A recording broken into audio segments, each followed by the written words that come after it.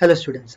So in the last lecture we have discussed about design of doubly reinforced beams and there were some sums we have seen. So today we will be seeing some furthermore sums and this will be our last topic in this course.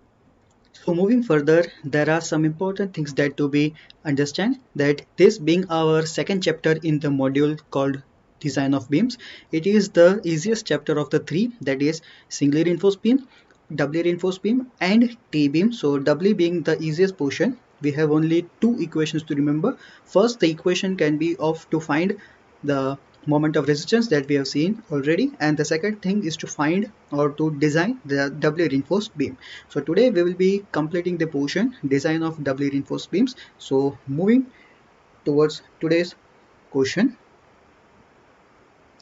it is the question here is a reinforced concrete rectangular beam of dimensions. The dimensions are being given here. It is of 300 cross 600 mm deep and is subjected to a UDL of 40 kN per meter over a simply supported span of 6 meters. The span of UDL is considered to be 6 meters. We need to design the beam for flexure. Flexure, that means bending. Using the grade of concrete is given as M20 and the grade of steel is given as Fe415.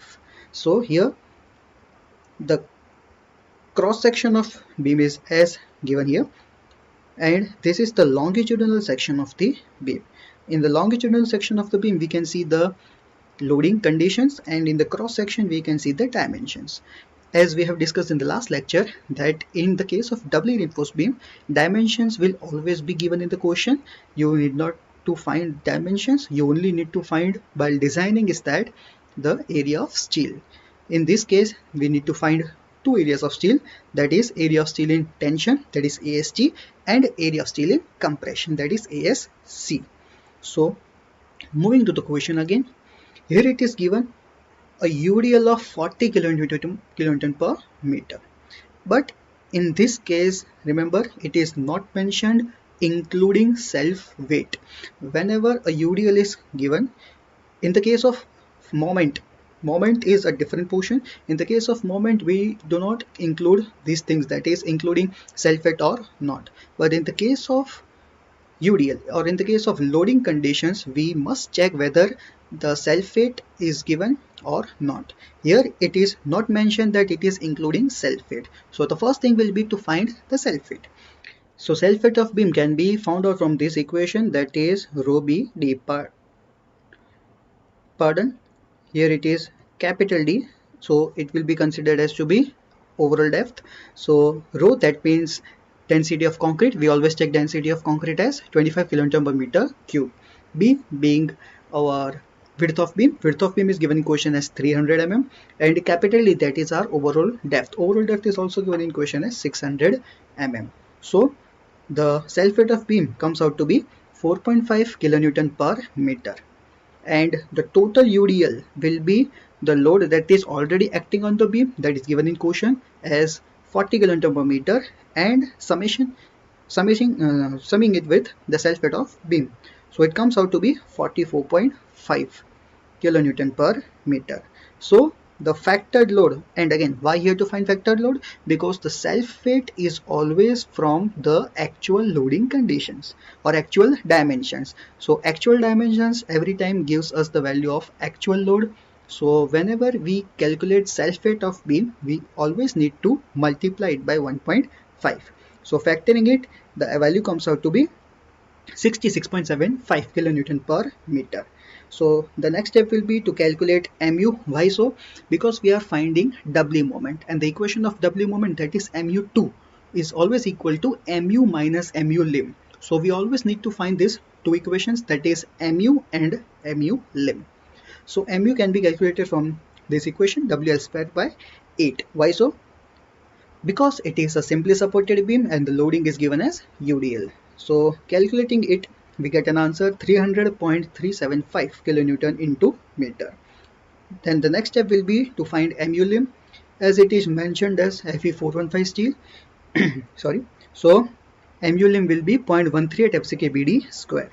Calculating it, the value comes out to be 250.47 kilonewton meter. Remember a thing here, the cover is not being mentioned in the question, so assuming the cover to be 50 mm. As the overall depth is given as 600, we will take small d, that is our effective depth, equal to 550 mm. Yeah. So here, comparing mu and mu lim, we get the relation mu is greater than mu lim. For a doubly reinforced beam, always the equation should fall out to be mu greater than mu lim. So designing is a doubly reinforced beam. This is our first part. In the first part, we always need to prove that mu is always greater than mu lim. Moving on to the next part, that will be to find the area of steel. So first thing will be to find ASC, that is area of steel in compression. And for finding ASC, we must find the value of mu2, that is mu minus mu lim. So mu and mu lim we have already calculated in the previous slide. So the difference comes out to be 49.9 kilonewton into meter. And to find mu minus mu lim, that is mu2, we will be using this equation that is mentioned in your IS code, page 96. We will be using this equation. The LHS portion is our mu2 and the RHS portion is our unknown value, that is ASC. So from this we will be finding ASC. And for that we will be finding this term FSC, again repeating the same. Wherever in the code it is mentioned as FSC, we need to substitute it by FSC minus FCC. So FCC for M20 concrete will always be 0.446 FCK, which in this case comes out to be 8.92 Newton per mm square. Now for FSC, we must find every time the ratio D dash by D. D dash being the top cover is not given in question, so we will be assuming it to be 50 mm. Small d, that is 550 mm, so the relation that we get is 0.09. We will be equating it to be or approximate to be 0.1, and for 0.1 FSC will always be 353. Okay? So equating this value, we will be getting ASC, the value of area of steel in compression, to be 290 mm square. Now the next step will be to find AST, that is area of steel in tension. So to find AST, we need to find two cases, that is AST1 and AST2. Again, AST1 is for area of steel in limiting section, and limiting section means in singly reinforced beam, and AST2, that is area of steel in second section, and second section is our doubly section. Yeah, so we will be finding AST1 and AST2. The equation of AST2 is given in our IS code, but the equation for AST1 is not been mentioned in our IS code. So we will need to remember this equation, that is 19.82 FCK by F5 for PT lim. As I have said that AST1 always refers to singly section, and singly section is always considered to be limiting section. So PT lim will be 19.82 FCK by F5 for Fe415 steel. So solving this, the value comes out to be 0.96%. And AST, the equation for AST is the same. AST equal to PTBD by 100, but in this case substituting PT equal to PT lim. So the value comes out to be 1584 mm square. This is our first step, that is AST1, calculation of AST1. Now we will be doing calculation of AST2. For calculating AST2, the equation is mentioned in our IS code. It is mentioned here on page number 96. Here the equation is AST2 equal to ASC, again FSC will be substituted as FSC minus FCC divided by 0.87 F5. ASC already we have calculated, and FSC will be FSC minus FCC. So from this equation we will be getting AST2. In this case AST2 comes out to be 277. Clear? Now from code you can see that total AST, that is area of steel in tension, is always equal to the summation of both cases, that is AST1 plus AST2. We have calculated everything. This is the value of AST1, this is the value of AST2. So summing that or adding these two, we will be getting total AST, that will be 1861 mm square. So here we have calculated the value of ASC, we have calculated the value of AST, now we will be providing steel. So to provide steel, we will be using our steel table. So pause this video and get your steel table. Page number 70, table number 21. Table 20. So these were the values. This were the value of ASC. This was the value of AST. So we will be using our steel table to provide our steel. So in this case, I have provided two numbers of 16 mm diameter bars as my area of steel in compression. We can see from here. Again, repeating, the range should be from 14 to 28 and the number of bars should be from 2 to 6. Clear? So as my value comes out to be 2.90 mm square, I have taken it to be this value, that is 4.02 in the case of ASC. Now for AST, the value comes out to be 18.61 and I have taken it as 18.84. Yeah, 18.84 as per code. If you will solve it manually, it will come out to be 18.84 point something. Rounding it off, it will be clear. Now again repeating, the values or this number of steel provided by you during examination can differ. It is no issue. We just need to see that the ASC or AST that was required should always be less than the provided value. That means we must need to provide higher value than what is required. Clear? This is our design of doubly reinforced beam. Moving on to the last sum of the chapter.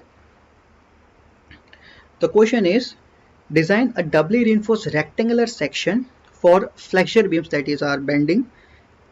Beams is subjected to a factored load of 70 kN per meter.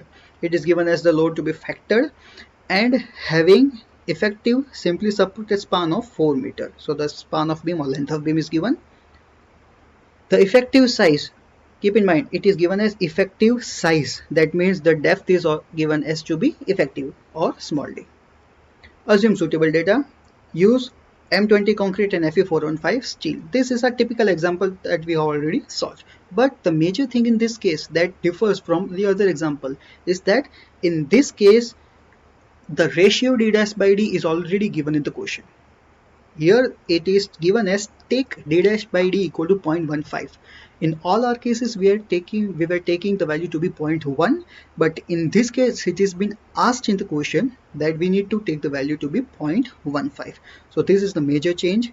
So moving forward to the sum. Again, keep in mind, whenever loading condition is given, we need to check whether it is mentioned as including self-weight or not. Here it is not mentioned including self-weight. So the first step will be to find self-weight by the equation rho B capital D. Clear? So we will be getting this value that will be in kilonewton per meter. Factoring it, we will be get an answer 4.3125 kilonewton per meter. So the total factored load, as 70 was already given in factor, we won't be multiplying it to be 1.5. So just summing both the cases, 70 plus 4.3 comes out to be 74.32. So our design moment will be mu equal to WL square by 8, which comes out to be 148.64 kilonewton into meter. Now again, the first step will be always to compare mu and mu limb, or to prove that it is a doubly section. So we'll be finding mu limb for Fe415. The equation always comes out to be 0.13 FCKBD square. So solving this, we will get an answer 128.54 kilonewton meter. And as the relation is mu is greater than mu limb, so we will be designing as at doubly section. Why it is necessary? Because in GTU examination, suppose the question says design a rectangular section for flexure. The doubly term is not been mentioned. Again, look at the question properly. Here we are seeing that, or here we are focusing on the chapter doubly reinforced section. But assume if in GTU examination you are given in question that design a rectangular section for bending and the other things are same. So how can we differentiate that this example is to be solved by singly reinforced beam or this example is to be solved by doubly reinforced beam? So the first thing will be to find the relation between mu and mu limb. if mu comes out to be less than or equal to, again keep in mind for GTU examination, if mu comes out to be less than or equal to mu limb, we will be solving it as a singly reinforced beam. If mu comes out to be greater than mu limb, we will be solving it as a doubly reinforced beam. So while solving doubly reinforced beam, the first step will always be to check the relation, that is between mu and mu limb. Clear? So this will be very helpful while solving the GTU examples. So moving forward, mu2, that will be mu minus mu limb, comes out to be 20.1 kilonewton into meter. FCC, FSC, again FSC, the ratio is already given in question, so we cannot approx it to be 0.1. We were approxing everything to be 0.1 till the previous example, but this is a typical case. It is asked only once in our GTU examination, but since it is been asked, we need to remember the value. So again, going back to the table that we have discussed, we were noticing only this value, that was 353, but as per our sum, the ratio is 0.15, so we will be referring the value, or we will be taking the value 342. This is the only typical case that has been asked till now in your GTU examination. So we need to remember one more value of it. 353 is the standard one. We need to remember one more value, that is 342. So moving further, to calculate ASC. So ASC again can be calculated from the same method as we have discussed. In this case, ASC comes out to be 150.86 mm square from this equation of your IAS code. Now we will be finding the term AST. So to find AST, again the same thing, AST2 can be calculated from this equation in your IAS code, and AST1, for AST1 we will be referring the equation of PT limb. So we'll be fighting first PT limb again for Fe415. It always is 19.82 FCK by F5. And for Fe250 still it is 19.82. Sorry, Fe415 it is 19.82 FCK by F5, and for Fe250 still it is 21.97 FCK by F5. So solving this, we'll be getting the value of AST 1. So the total AST will be summation of AST1 plus AST2. So here ASC required was 150.86. So I have provided two numbers of 14 mm dia, as my ASC, that is area of steel in compression, which comes out to be 308. We can see here 308, which is greater than the required, so we can provide it. And for AST, the total AST comes out to be 11.32 in centimeter square, or 1132.77 in mm square. Here it is mm square. So I have provided four numbers of 20 mm, and from steel table you can see that it is given here. Clear? So I have provided 1257.14. The required was 1132, and I have provided something extra, so it is valid and it will not fail. Clear? So this was our example of our section, that was a doubly reinforced beam. So this is our today's exercise problem. This is the last problem of the chapter, so hoping you all will solve it. Clear?